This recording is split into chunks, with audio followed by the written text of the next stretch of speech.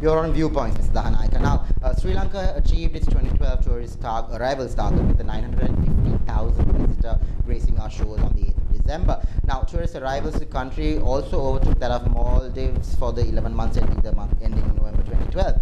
Do you think this momentum can be sustained, especially with the adverse economic conditions in our key European markets? First of all, I don't think we should go by the numbers. So it's not how many or million of tourists that comes here, but what matters is how much money that we can sort of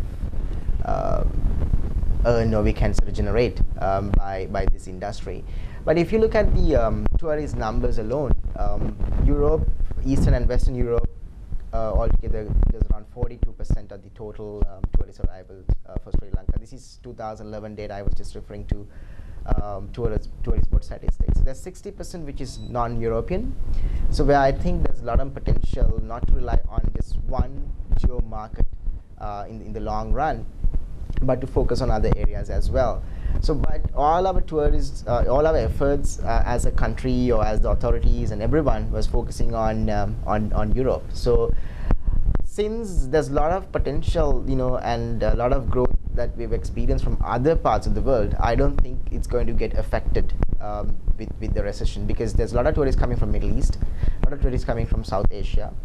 And if you look at the top markets in Europe, UK and Germany, so the growth in the UK market compared to 2005 and 2011 is just around 20%. Like we got around 90,000 visitors in 2005, and in 2011 we got around little over 100,000 visitors. So it's not much.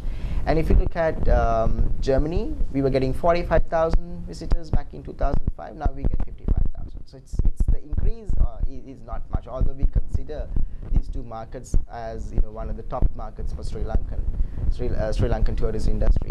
And if you look at the other markets, like for example Middle East, you were getting like 10,000, now we're getting 35,000 visitors. And we should also look at the Southeast Asian markets where there's a lot of potential.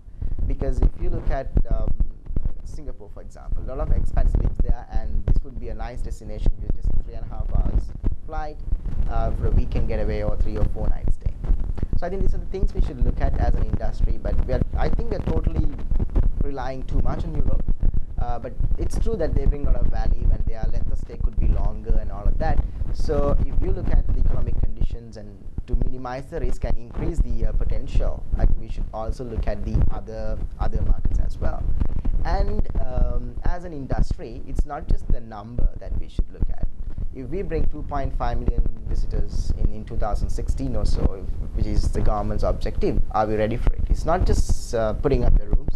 Are we ready in terms of providing infrastructure or trained staff? Because now in the industry we have like 80,000 direct and indirect employment, and this has to be doubled or tripled if we are to sort of service that 2.5 million target. So more than the economic recessions or external factors, I think what we need to worry about is what are we ready for it, and what we need to do internally as a country to sort of increase the infrastructure facilities and train staff and things like that.